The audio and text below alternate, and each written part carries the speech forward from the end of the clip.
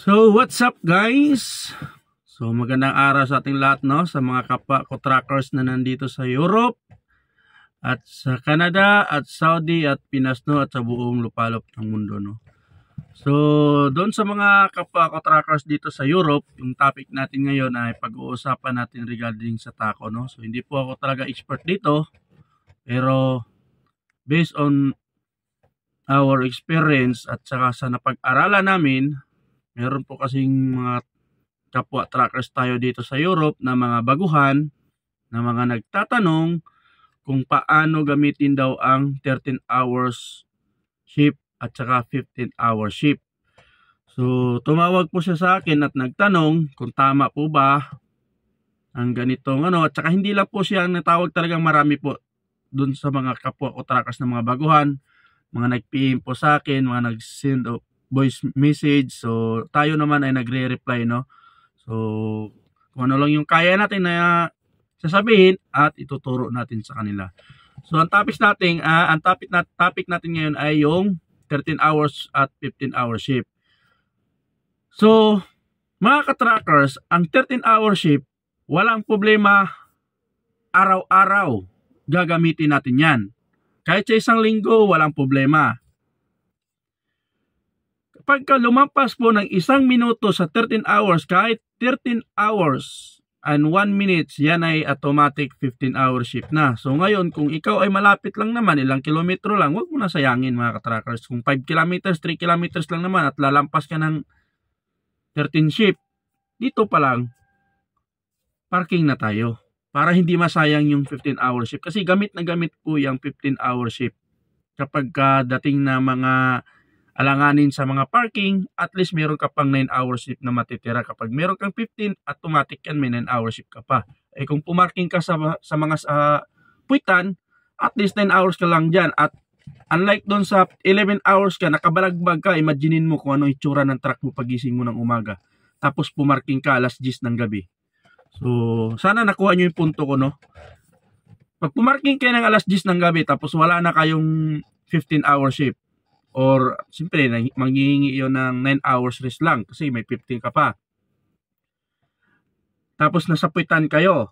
Imagine niyo mga ka-trackers na block niyo yung buong parking. Kung kayo ay side curtain ng dala, na block niyo yan. Kung 11 hours shift ang hihingiin sa inyo. Kasi matatapos yun 11, 12, 1, 2, 3, 4, 5, 6, 7, 8, 9. Alas 9 ng umaga nakabalagbag ka sa parking. Hindi kagaya nung sa 9 hours lang. 11, 12, 1, 2, 3, 4, 5, 6, 7. 7, alis ka na. Walang problema. Sarado pa yung mga establishment. O, di ba? Yun ang kagandahan sa lagi po nating mag-iwan po tayo ng 15 hour shift hanggat maaari. So, yun lang mga ka-trackers, na yun po kasi yung technique ko. Hanggat maaari, nag-iwan ako ng 15. So ngayon, pag-usapan na naman natin yung 15 hour shift. Ang 15 hour shift, tatlo lang yan. 13, tatlo din. Hanggat sa rules talaga, tatlo. Pero walang problema mag-isang linggo ang 13. Depende na yan sa oras ng natin. Ang 15 hours, tatlo lang talaga yan. Maximum tatlo sa isang linggo. So, tatlo lang po mga ka-trackers. Inuulit ko, tatlo lang yan maximum. 3 times a week yan mga ka-trackers. Tatlo lang yan sa isang linggo. 3 beses lang pwede. So, ang mga tanong din nila, pwede ba yan isang linggo? Hindi nga, tatlo nga lang di ba? Walang problema mga ka-trackers. Kung gagamitin nyo yan, Lunes, Martes, Miyerkules, walang problema. Walang problema yan mga ka-trackers. Kahit sunod-sunod sa 3 araw, walang problema yan. Hindi yan violation. Ganito, pansinin nyo yung taco nyo. Every morning na magbigin kayo, 15 hours shift, lagi ang ibibigay sa inyo. 15 hours. Laging talaga yan. Lunes, 15 hours shift ibibigay sa inyo yan. Martes, 15 hours shift ulit ang ibibigay sa inyo yan. Miyerkules, 15 hour shift pa rin ang ibibigay ng taco. Hanggat meron kang 15 hours shift, 15 hours ang ibibigay ng taco. So, yun mga katrackers, no? 3 beses lang yan. Ngayon, kung naubos na yan 15 hours mo, maniwala ka, Huwebes ang ibibigay sa'yo ng tako, 13 hours na lang. So, yun mga katrackers, no?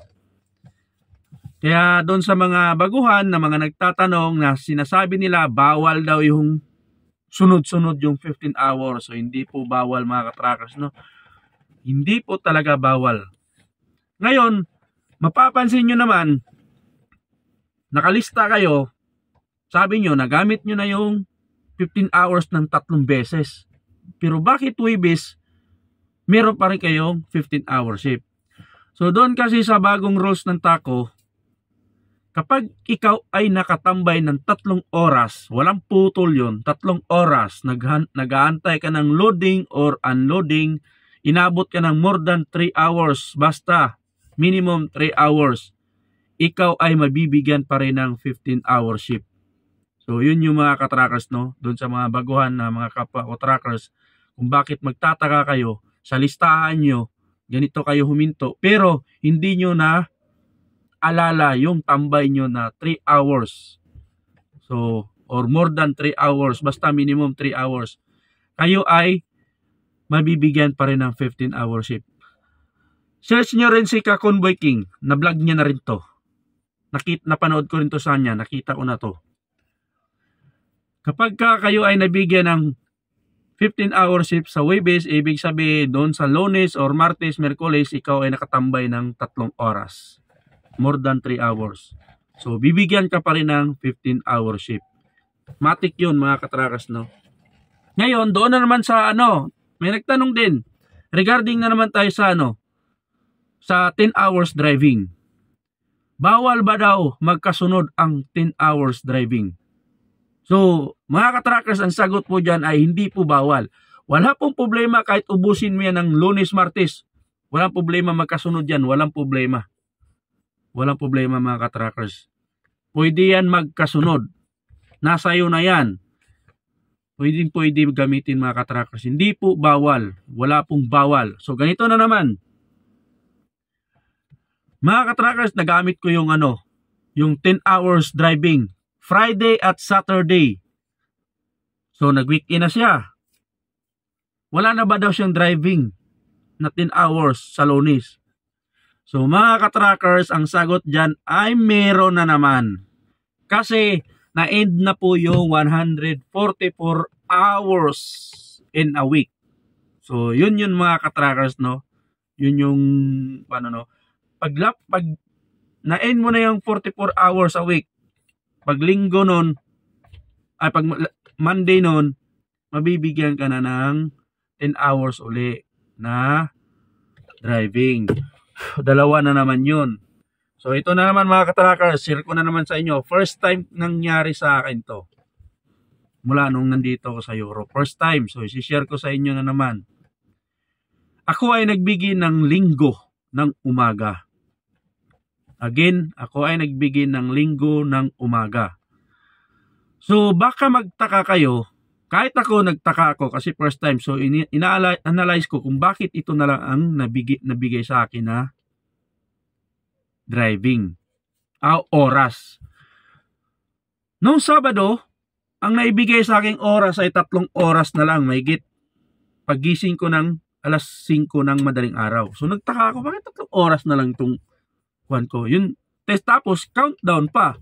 Tinignan ko ngayon yung oras ko ng driving in 2 weeks or a week. Wala pa naman 54. 56. Wala pa naman. Ilan lang? 30. 31. Tinignan ko lahat ng kabuuan. 60 hours lang naman ang driving ko in 2 weeks. So, dapat hindi to mag-countdown. So, inanalyze ko na naman. Kasi nung nung Lunes, holiday yon, hindi ko pala nakuha yung 24 hours na break. 22 lang yung na-break ko noon. So, not counted yun sa 24 para mabigyan ako ulit ng 144 hours in a week. So, inalize ko mga katrackers, na-realize ko ngayon, linggo pala ako nagsimula. Kaya naubos yun from Sunday to Saturday. Yung 144 hours ko hanggang doon lang sa oras ng ganito siguro. Mga hanggang kasi alas 7 ako nagsimula noon yata eh. O O mga ganon. So hanggang doon lang yung oras ko ng 144 hours, which is 6 days. So baka maano sa inyo yan, ma-experience nyo yan, yung mga nagbibigay ng Sunday, ay ganun po ang ibibigay na lang sa inyo ng oras. Kasi dapat kasi 144, kailangan makapag-break ka dyan ng, depende kung 24 kayo or 45. So lagi ibibigay sa inyo yan, 24 kasi may compensation naman eh.